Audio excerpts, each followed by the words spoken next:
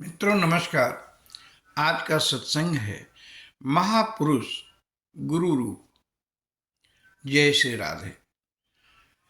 गुरु शिष्य में वार्ता हो रही थी। शिष्य ने कहा था कि हम गुरु को कैसे ढूंढें।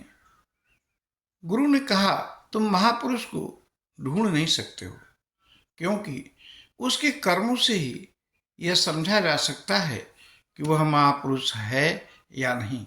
पर उनके कर्म शुभ भी दिखेंगे और अशुभ भी। क्यों? क्योंकि वे वास्तव में ज्ञानी जन कर्म में अकर्म देखते हैं, तो उन्हें कोई भी कर्म शेष उनके लिए नहीं रह जाता। तो वे करते दिखते जरूर हैं, पर बंधन मुक्त होते हैं। दूसरी बात, हम अल्पज्ञ हैं और वे सर्वज्ञ हैं। तो अल्पज्ञ ज्ञानी की परीक्षा कैसे ले सकता है? बहुत मुश्किल है ज्ञानी को समझ पाना। तो महापुरुष को ढूंढ पाने में हम समर्थ नहीं। वे हरि कृपा से हमारे पात्र होने पर स्वयं ढूंढ लेंगे। तो हम क्या करें?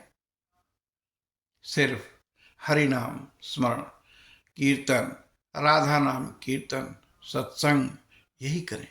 गीता में भगवान ने कहा है कि जो व्यक्ति या स्त्री या पुरुष जो मुझे प्राप्त करने की मात्र इच्छा कर ले, तो उसकी व्यवस्था हम खुद ही कर देंगे।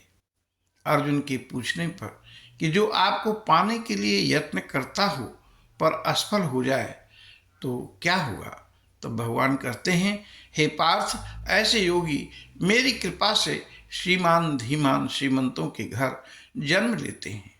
वहाँ मेरे अनुग्रह से उन्हें सद्गुरु मिल जाते हैं।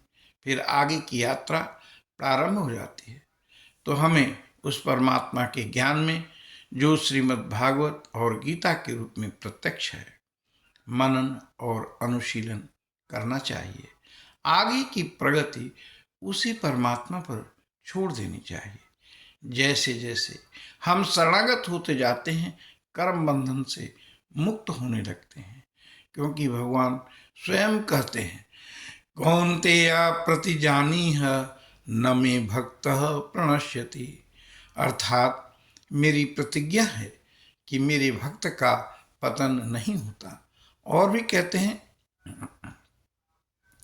ददामि बुद्धि योगम तम येन माम उपयांति ते। अर्थात भक्त को मैं बुद्धि योग दे देता हूँ, जिससे वह मुझे प्राप्त कर लेता है। शरणागत होने पर सब सुयोग हो जाता है। गरुड़ जी को भुसुंडी जी, तो भुसुंडी जी को लोमश मिल जाते हैं। महात्मा जनों की शंकाएं भी लोक कल्याण के लिए होती हैं। तुम्हि न संशय मोह न माया, मुँह पर नाथ कीन तुम दाया। ये वाक्य गरुड़ जी से काकभुसुंडी जी ने कहा है कि हे गरुड़ जी, आपको कोई शक नहीं, आप यहाँ आकर वास्तव में तो मेरे ऊपर कृपा की है। तो महात्माओं का शक आदि भी लोक कल्याण के लिए ही होता है।